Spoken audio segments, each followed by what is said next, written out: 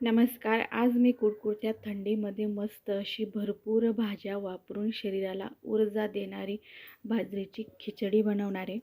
तर ही खिचडी बनवायला जितकी सोपी आहे ना, तर तितकी चवीला सुद्धा मस्त लागते. आणि इथं मी भरपूर अशा मस्त ताज्या-ताज्या भाज्यांचा सुद्धा वापर केलेला आहे. त्याच्यामुळं अजूनच जास्त पौष्टिक खिचडी बनवून तयार होते. तर इथं मी खिचडी बनवण्याकरिता अशा पद्धतीने मी बाजरी घेतलेली आहे. तर ही बाजरीला आहे ना मी एक रात्रभर छान अशी मस्त पाण्यामध्ये भिजत ठेवली होती. एक वाटीभर आपली ही बाजरी आहे. प्रमाण आपल्याला मोजूनच घ्यायचं आहे. तर अशा पद्धतीने आपल्याला हे जे काही पाणी येते ते पूर्णपणे काढून घ्यायचं आहे. रात्रभर छान अशी मस्त आपली ही बाजरी ना तर व्यवस्थित अशी भिजवून झालेली आहे.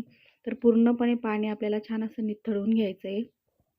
तर 8 ते 9 तास चांगली मस्त आपली बाजरी इथं भिजवून घेतलेली आहे. तर पहा अशा पद्धतीने ना छान असं पाणी सर्व काही व्यवस्थित असं निथळून झालेलं आहे.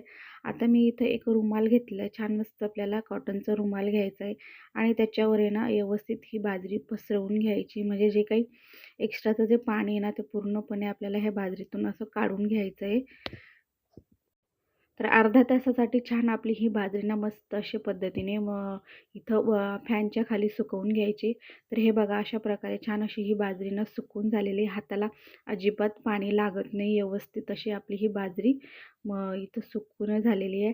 आता लगेच आहे ना मी इथं मिक्सरच्या भांड्यामध्ये टाकून घेतलेली सर्व बाजरी मी ना एकदाच छान अशी मस्त आहे ना 1-2 पल्स मोडवर छान फिरवून घेणार आहे. तर हे बघा अशा पद्धतीने.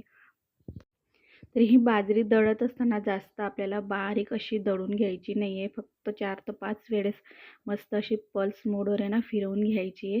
तर अशा पद्धतीने आपण जी काही बारीक अशा रवा झालेला आहे ना ह्या बाजरीचा किंवा ते कण निघालेले आहेत ना, तर ते अशा पद्धतीने आपल्याला चाळणी घ्यायची आणि चांगलं असं चाळून घ्यायचं आहे. तर याच्यापेक्षा जाड चाळणी घेऊ नका, नाहीतर म्हणजे आपली दळून घेतलेली बाजरी ना तर ती पूर्णपणे चाळणीतून निघून जाईल.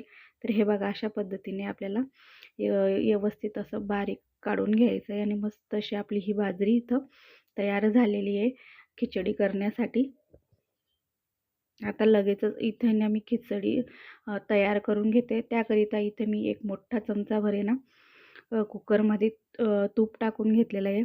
तर तुपाऐवजी तुम्ही इथे ना तेलाचा देखील वापर करू शकतात. पण तूप घातल्याने खूप छान मस्त आपल्या ह्या खिचडीला चव येते. अर्धा चमचा इथे मी घेतलेले मोहरी आणि सोबतच याच्यामध्ये 1 चमचाभर इथे मी जिरं टाकून घेतलेलं आहे. व्यवस्थित आपल्याला आहे ना मस्त असं परतून झालं की एक बारीक चिरून घेतलेला कांदा टाकायचा. आता लगेचच याच्यामध्ये आहे ना मी बारीक चिरून घेतलेल्या आहे ना हिरव्या मिरच्या टाकून घेते आणि ह्या मिरच्या देखील आपल्या मस्त ह्या कांद्यांसोबत आहे ना आपल्याला 1-2 मिनिटासाठी चांगल्या अशा परतवून घ्यायच्या आहेत.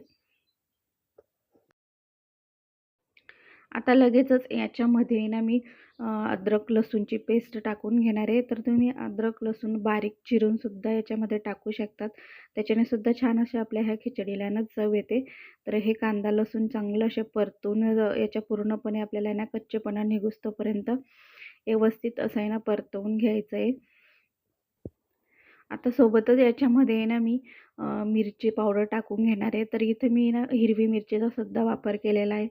त्याच्यामुळं इथे मी लाल जी चटणी आहे तर ते थोडीशी कमी प्रमाणात वापरते आणि पाव चमचा हळद व्यवस्थित आपल्याला मिक्स करून घ्यायचं आहे. आणि सोबतच याच्यामध्ये मी आता भरपूर अशा भाज्या इथं टाकून घेणार आहे. तर त्याकरिता इथं मी एक बारीक चिरून घेतलेला टोमॅटो आणि इथं मी घेतलेले ताजे हिरवे असे वाटाणे, गाजर असं बारीक चिरून घेतलेलं आणि सर्व काही आपल्याला व्यवस्थित ह्या भाज्या आहे ना मस्त अशा मिक्स करून घ्यायच्या आहे. म्हणजे थोड्याशा इथे ना ह्या तेलामध्ये किंवा ह्या मसाल्यामध्ये ना परतून घ्यायच्या आहेत. त्याच्याने खूप छान मस्त आपल्याला खिचडीला आहे ना चव येते. आता तुम्हाला इथं कुठल्या-कुठल्या भाज्या वापरायच्या आहेत, तर भरपूर अशा तुम्ही भाज्या वापरू शकता तुमच्या आवडीनुसार. तुम्हाला ज्या काही भाज्या अजून टाकायच्या असतील, तर त्या भाज्या तुम्ही याच्यामध्ये टाकू शकतात आणि मुलंसुद्धा मस्त आवडीने खातील. तसं तर लहान मुलं भाज्या खायला ना खूप कंटाळा करतात. त्याच्यामुळे जर का तुम्ही अशा पद्धतीने ह्या खिचडीमध्ये ना भरपूर अशा भाज्या वापरल्या ना, तर त्यांना कळणारसुद्धा नाही आपण इथं भरपूर अशा भाज्यांची खिचडी बनवलेली आहे. तर याच्यामध्ये ना मी जी काही आपण बाजरी तयार करून घेतली होती, ती टाकून घेतलेली. छान मस्त तेलामध्ये परतून घेतलेली 1-2 मिनटं आणि सोबतच याच्यामध्ये ना मी मुगाची डाळ टाकून घेणार आहे.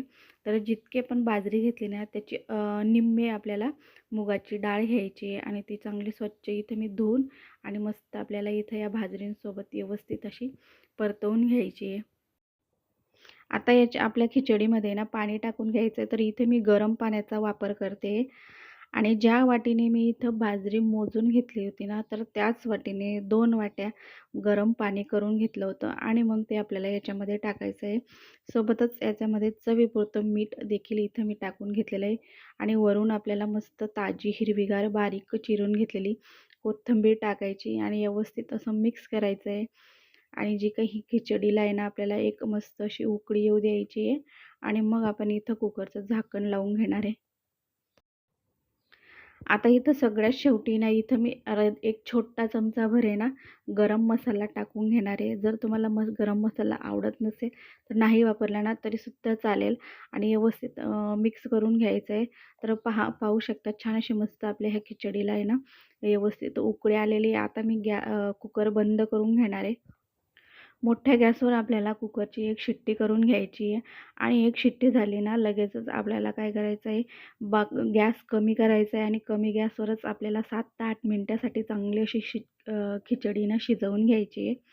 तर इथं पाहू शकतात आपले मस्त अशी ना खिचडी इथं शिजवून झालेली आहे. तर इथं पूर्णपणे वाफ काढून मग मी आपल्याला इथं दाखवते. खूप छान मस्त आपली ना खिचडी बनवून तयार झालेली आहे.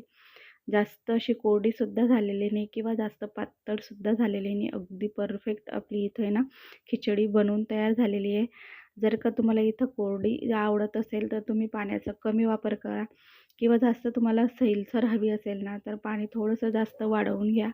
तर पहा अगदी मस्त अशी आपली ना बाजरीची खिचडी इथं बनवून तयार झालेली आहे.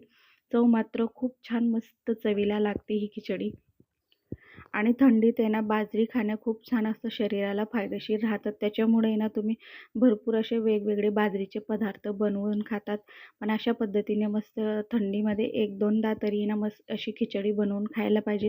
तर खूप छान चवीला लागते. भरपूर अशा आपण भाज्या वापरलेल्या आहेत त्याच्यामुळं जास्तच अजूनच खूप हेल्दी अशी आपली ही खिचडी बनवून तयार होते. आणि मुलांनासुद्धा समजणार नाही की किती आपण भाज्या वापरलेल्या आहेत. त्याच्यामुळे ना मुलंसुद्धा आवडीने खातात. तर मग नेहमीप्रमाणे कशी वाटली माझी रेसिपी हे कमेंट करून कळवा.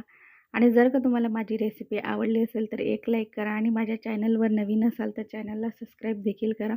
तर भेटूयात अशाच एका नवीन आणि छान छान रेसिपीसोबत.